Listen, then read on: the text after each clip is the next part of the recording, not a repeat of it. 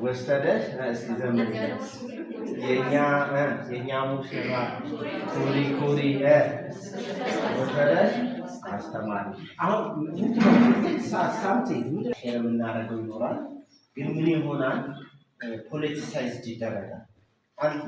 ፖለቲሳይዝድ የተደረገው ብዬ ማስበው ብዙ ቦታ አሁን ፕራይቬት ስኩሎች ላይ ቪዚብል ሆኖ አይታይም ግን ምንድነው ገቨርንመንት ትምህርት ቤቶች ላይ አንዳንዴ ይታያል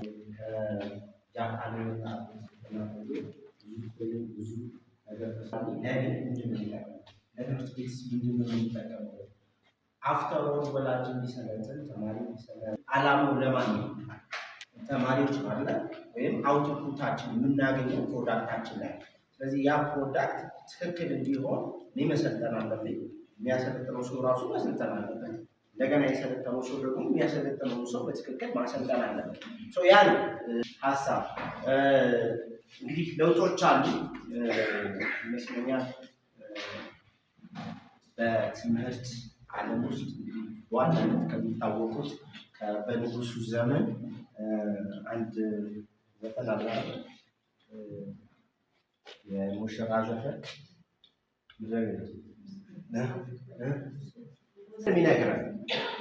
ምንድነው የሚነግረን አስተማሪ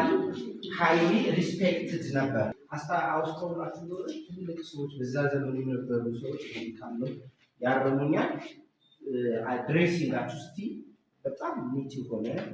ለአለባበሳቸው የሚጨነቁ ምናምን አስተማሪዎች ብዙ ጊዜ አሁን ሪታየር ያደረጉ መምህራኖች ፕራይቬት ስኩል ታገኟቸዋላችሁ በሳምቲንግ ፕሮግረስ ነው ከዛ ሽፍት አደረገና በእኛ ኦፍኮርስ ብዙ ነው ስለኖር ታውቃለህ ያው ሂስትሪ የሚነግረን በደርግ ጊዜ ደግሞ ምን አደረገ